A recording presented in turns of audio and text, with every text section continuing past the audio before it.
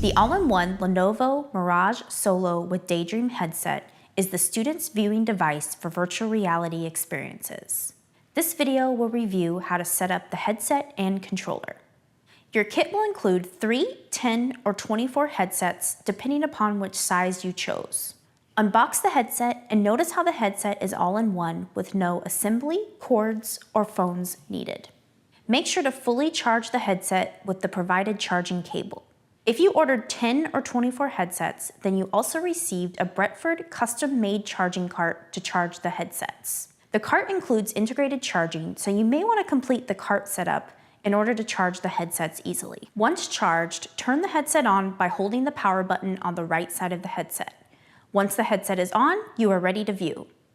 You can adjust the size of the headset by turning the knob in the back of the headset left to loosen and right to tighten.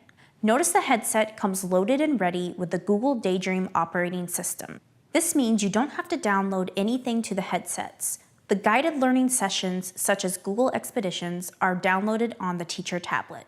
Each headset comes with a Daydream controller. The controller uses a rechargeable battery that uses the same charging cable as the headset.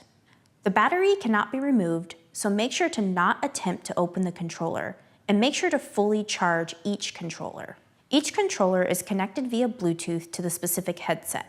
Because of this, each headset and controller are labeled with the corresponding number.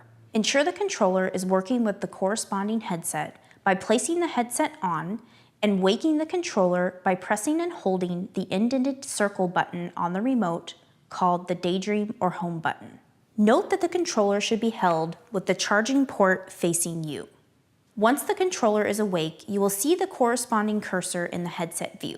You may need to reorient the controller and the viewer by pressing and holding the Daydream button while pointing the remote away from you. The remote has a visual battery indicator while in virtual reality. If you glance down at your controller while in virtual reality, you'll see 4 green dots.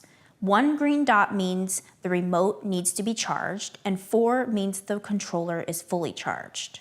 The status light on the front of the controller indicates the charging status, the connection status, and the battery life of the controller. If the light is continuously on, then the controller is charged.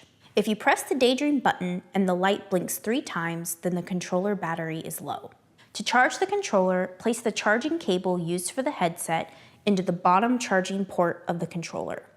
The controller is fully charged when the status light is blinking white brighter and brighter.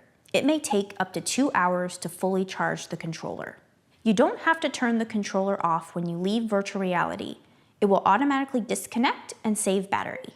If the status light fades repeatedly, it means that the controller is pairing or connected. If the remote does not pair, it will instruct you to hold the Daydream button until it starts to repair the controller. If the status light flashes and turns to off, then it means it's disconnected from the headset. If your controller isn't connecting, you can navigate to the Bluetooth settings of the headset, make sure the Bluetooth is on and the controller is connecting. Each headset arrives to you automatically connected to the Ruckus wireless access point. Watch that video to learn the benefits of connecting to this network.